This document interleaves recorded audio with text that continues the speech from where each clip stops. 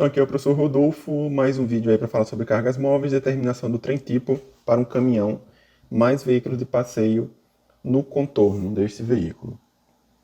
No vídeo anterior a gente fez o veículo de passeio único, agora a gente vai trabalhar com esse caminhão-trator, mais um semi-reboque com carga de multidão de 4 km por metro quadrado. No vídeo seguinte a gente trabalha com o veículo da norma, já aproveitando algumas coisas do vídeo anterior e desse vídeo aqui também.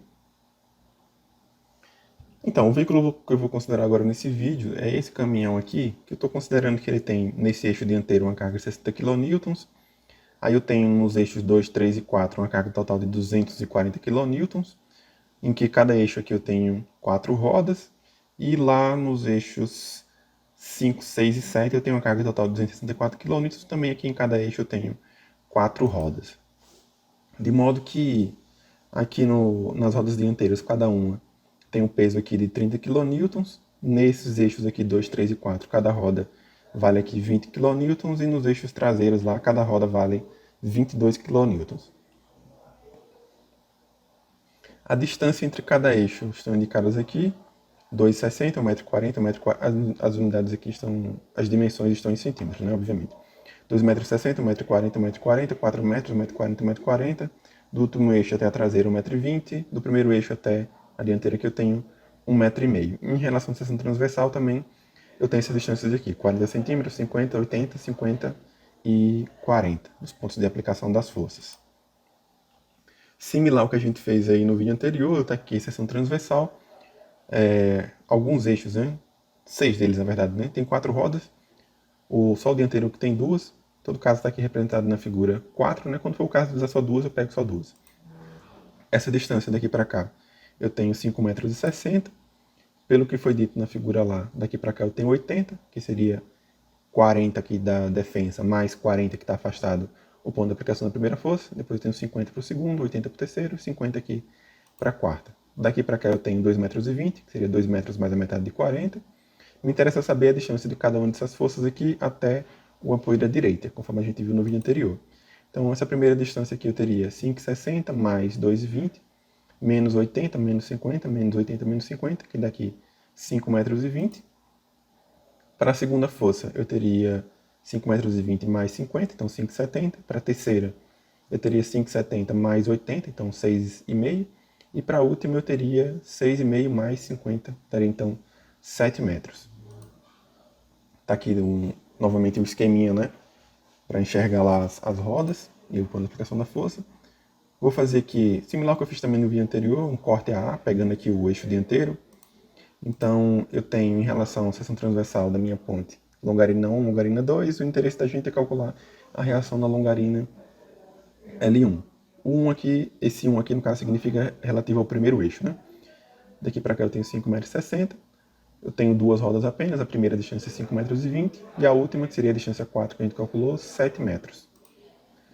A reação da longarina L1 a gente viu que pode ser calculado como somatório de todas as forças multiplicado pela distância. Como todos os eixos aqui as forças são constantes, né? Tipo, aqui é 30, 30. Aqui todas são 20, aqui todas são 20, aqui todas são 20, aqui todas são 22. Estou tirando aqui o F, que é uma constante do somatório, e também o L, que é uma constante fora do somatório. Aí fica resumido como somatório da distância, isso fica melhor pra gente. Então, em relação a esse primeiro eixo, a força vale 30, a distância, o L aqui é 5,60, a primeira distância é 5,20 e a segunda 7. Então teria aqui uma força de 65,36 kN. Os eixos 2, 3 e 4 são todos os mesmos aqui, né? O corte BB. Então eu teria agora, estou vendo 4 rodas. A primeira distância 5,20, a segunda 5,70, a terceira 6,5 e a última 7. Cada roda aqui tem uma intensidade de uma força de 20 kN.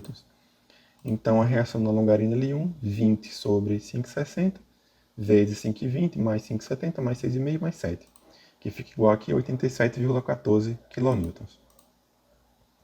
Os eixos 5, 6 e 7, que está aqui representado como corte CC, as distâncias são iguais. A única coisa que muda aqui em relação ao corte B é que ao invés da força ser 20 kN, a força vale 22 kN.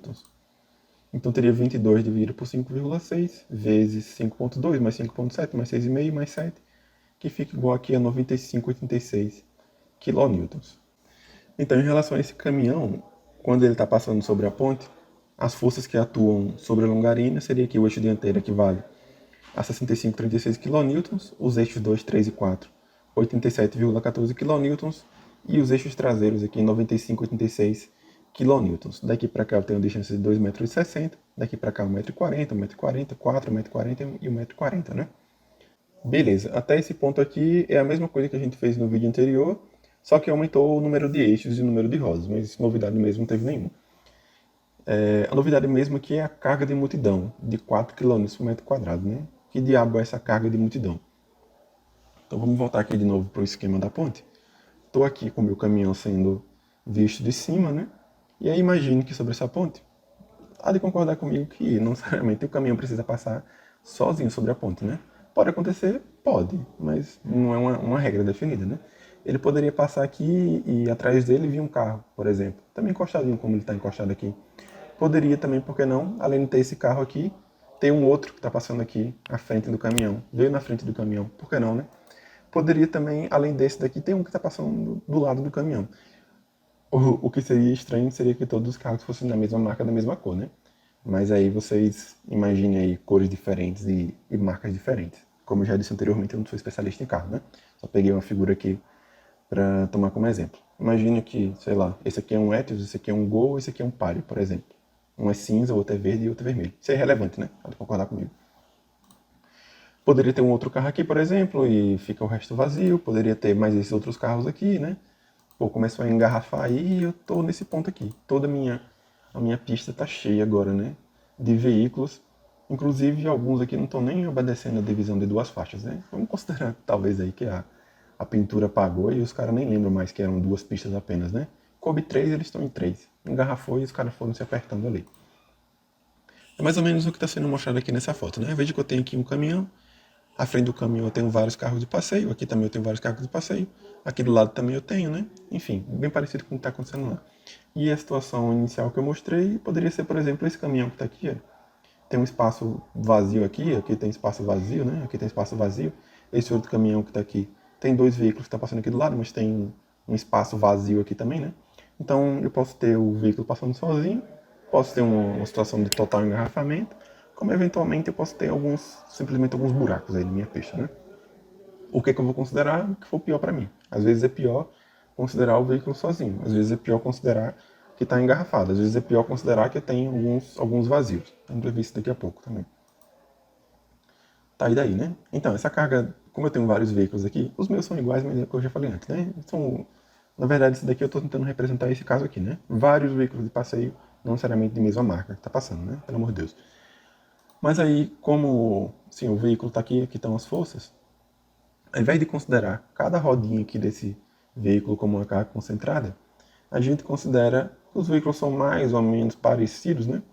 Então a gente considera isso aqui tudo como uma carga uniformemente distribuída, nesse caso aqui com intensidade de 4 km por metro quadrado. É o que a gente está chamando aqui de carga de multidão.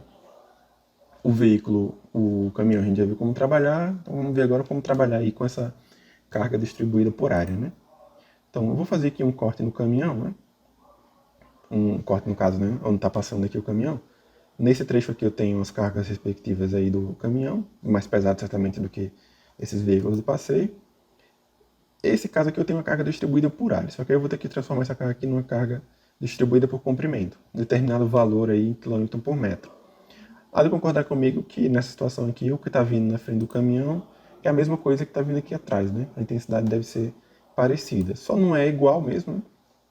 Nesse corte aqui, onde eu tenho o caminhão, porque eu não consigo ter ao mesmo tempo o meu caminhão e veículos de passeio, né? Fisicamente impossível isso. Então nesse trecho aqui eu teria uma carga distribuída com intensidade um pouco menor.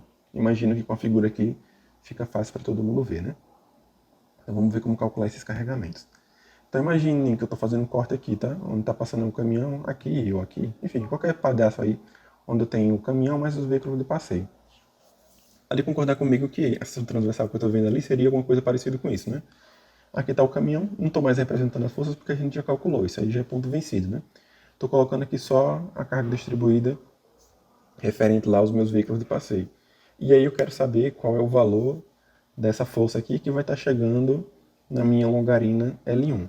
Antes da gente fazer isso, né, cabe aqui dizer que aqueles veículos lá, como eu disse anteriormente, eles podem estar lá como pode não estar, né? Às vezes só tem um pedaço, às vezes tem uns vazios lá. Como a gente está procurando saber aqui sempre, né, a pior situação, veja que, se eu, pensando nas linhas de influência que a gente já conhece, né? Se eu carregar bem aqui próximo desse apoio, eu vou estar aumentando aqui cada vez mais a reação desse apoio. Só que se eu carregar esse balanço daqui, né? Colocar carga nesse balanço, o que vai acontecer é que a carga que eu estou aplicando nesse balanço vai aliviar a reação que está chegando nesse apoio aqui. Então, nessa de dizer que os veículos podem estar ou podem não estar também, então seria mais lógico para a gente que esse pedaço daqui a gente deixe vazio. É o caso aí onde eu tenho na minha rodovia um espaço que não está sendo ocupado aí pelos meus veículos de passeio. Se eu colocar aqui, eu vou estar aliviando, então não vai ser a nossa pior situação. Então, se eu vou colocar a carga distribuída nesse pedaço de cá. Essa distância daqui fica igual, então, 5,60 mais 2,20 menos 40 menos 2,60. Fica aqui igual, então, 4,80 metros. O outro corte possível, né, seria esse daqui, né, cortando aqui atrás do veículo, aqui na frente do veículo, onde a minha pista está completamente cheia dos veículos de passeio, que seria esse caso aqui, pela mesma situação do caso anterior, né,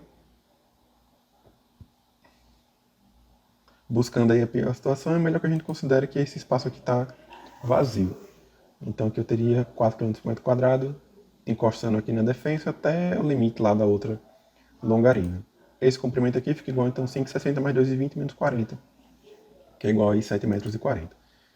Beleza, aqui eu tenho duas situações, né? Uma com o caminhão e a outra sem o caminhão. Com o caminhão eu fiquei com isso daqui, 4 km por metro quadrado.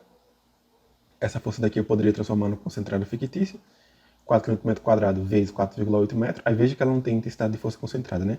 Ela tem, na verdade, intensidade de força distribuída. No caso, ficaria 4 km vezes 4,8 km por metro. A reação, né? Força vezes distância dividido por L. Aqui eu teria, então, a força seria 4 km por metro quadrado vezes 4,8. A distância é a distância até o apoio da direita, né? Então seria aqui metade de 4,8, que é 2,4, já coloquei aqui. Dividido pelo L, que é 5,6, a reação seria 8,23 km por metro. Fazendo a mesma coisa aqui naquela seção lá onde eu não tenho o caminhão, o D a gente viu que é 7,4. Calculando aqui a reação da longarina L1, eu teria então 4 vezes 7,4 vezes a metade de 7,4, que é a diferença daqui para cá, 3,7 dividido por 5,6. Isso aqui fica igual, então, 19,56 kN por metro. Beleza, né? Então, posso dizer que no meu caso aqui agora, né, caminhão, trator, mas semi-reboque com carga de multidão de 4 km por metro quadrado, o meu trem tipo, que é uma combinação aí das cargas móveis, seria aqui 65,36, 87,14, que a gente já viu anteriormente, somado aqui a uma carga distribuída com intensidade de 8,23 km por metro, também é móvel, né? O veículo aqui também são móveis, e à frente do veículo 19,56 e atrás do veículo 19,56. Isso daqui, esse espaço, né, tem um comprimento definido de 14,90 metros, que é a dimensão do meu caminhão, foi dito lá no começo. Isso daqui, eu posso dizer que tem comprimento infinito ou não porque às vezes é pior a gente considerar que não tem veículo, né? Como a gente já precisou fazer isso aqui em relação à seção transversal.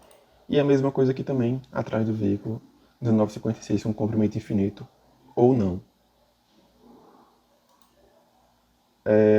Pronto, para encerrar, lá em análise a gente não faz essa... Eu não chego, né, com vocês nesse tipo de valor. Os exercícios que a gente faz lá em análise é tipo isso daqui, né?